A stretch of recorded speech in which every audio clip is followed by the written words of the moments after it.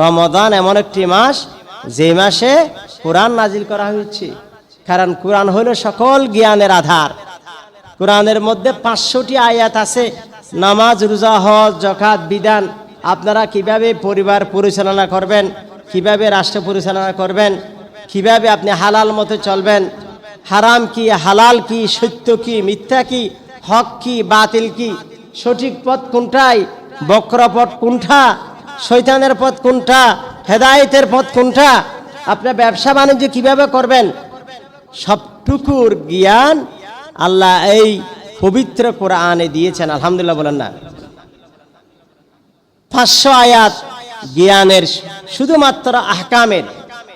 এরপরে আল্লাহ রাব্বুল আলামিন আবার কিয়ামত পর্যন্ত যত জ্ঞান বিজ্ঞান চর্চা হবে সবটুকুর ইঙ্গিত বহ অসংখ্য আয়াতও পবিত্র কোরআনে ঢুকিয়ে দিয়েছেন। আলহামদুলিল্লাহ।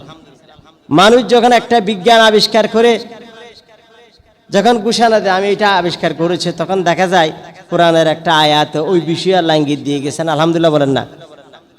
তা আপনারা বলবেন হুজুর আগে বলেন নাই কেন? তাহলে আমরা এটা আবিষ্কার না করে কোরআন পড়তাম। কারণ কোরআন তো বিজ্ঞানের কিতাব না, কোরআন হলো হেদায়েতের কিতাব।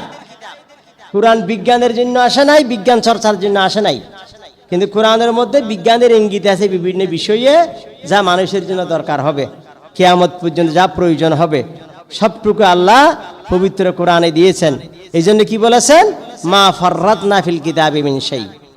সূরা আনামে আল্লাহ রাব্বুল আলামিন বলে দিচ্ছেন, মা ফাররাতনা ফিল কিতাবি মিন শাই, আমার কিতাবের মধ্যে কোনো কিছুর অভাব আমি রাখি নাই।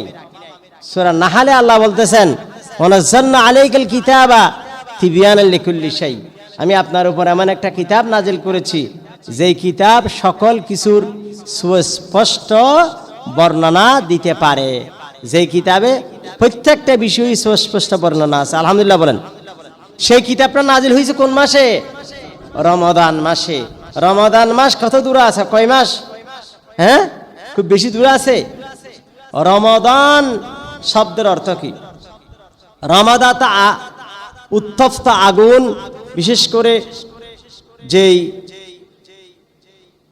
সূর্যের তাপে যখন বালি পাথর ঠকবক করে, এটাকে রমাদান বলা। রমাদান এই উত্তপ্ত আগুনে জ্বালিয়ে পুড়িয়ে কোনো কিছুকে কাঠি করা। যেমন আপনাদের স্বর্ণ অলংকার যখন কি হয়ে যায়, খাটযুক্ত হয়ে যায়, ওখানে যখন স্বর্ণ ছাড়া অন্য কিছু ঢুকে পড়ে, তখন মানুষ কি করে, এটাকে আগুনে জ্বালিয়ে, এসিডে জ্বালিয়ে এটাকে খাঁটি করে। ঠিক না বলেন? খাঁটি করে না? তো রমাদান শব্দের অর্থ হইল কিছু জিনিসকে জ্বালিয়ে পুড়িয়ে খাঁটি করা। রমাদানকে রমাদান কেন বলছে?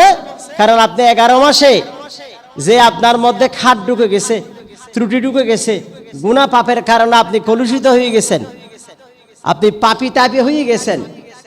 রমাদান মাস এসেছে আপনাকে কি করার জন্য? খাঁটি করার জন্য।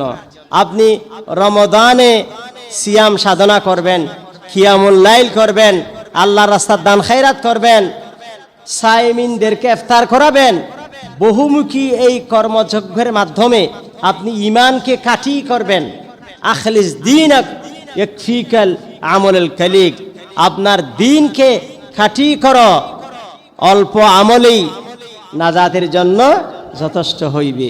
এ রমাদান হলো নিজেকে খাঁটি করার সময়।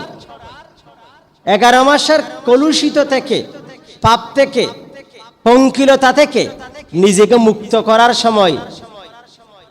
দহন করে আপনি নিজেকে খাঁটি করবেন, পাপ পঙ্কিলতা মুছে ফেলবেন। সুবহানাল্লাহ বিহামদি। এই সুবর্ণ সুযোগ সবাইকে নিতে হবে। সুবর্ণ আপনাকে আল্লাহ রাব্বুল আলামিন আপনাকে এই যে সুবর্ণ সুযোগটা দিয়েছেন, এই সুবর্ণ সুযোগের মাধ্যমে আপনি যাতে রমাদান শেষে এতটুকু তৃপ্তি নিতে পারেন, আল্লাহ আমাকে ক্ষমা করে দিয়েছেন। আলহামদুলিল্লাহ। আপনার নাম জাহান্নামের লিস্ট থেকে আল্লাহ কেটে দিয়েছে। আল্লাহ রমজান শেষে আপনি যখন ঈদুল ফিতরের নামাজে যাবেন, এর আগে আপনি অন্তত এতটুকু তৃপ্তি নিয়ে যাবেন। আলহামদুলিল্লাহ। 1 মাসের রমজান সিয়াম সাধনা, কিয়ামুল লাইল, তাহাজ্জুদ, তেলাওয়াত কোরআন, সাদকা খায়রাত, যাকাওয়াত, বহুমুখী ভালো কাজ, সওয়াবের কাজের মাধ্যমে আমি আমার পঙ্কিলতা, আমার গুনাহ, আমার পাপকে আমি ঝেড়ে ফেলেছি। আমি একজন মুক্ত মানুষ, আলহামদুলিল্লাহ বলেন না? কোথা থেকে মুক্ত হয়েছেন? জাহান্নাম থেকে মুক্ত, ইনশাআল্লাহ বলেন।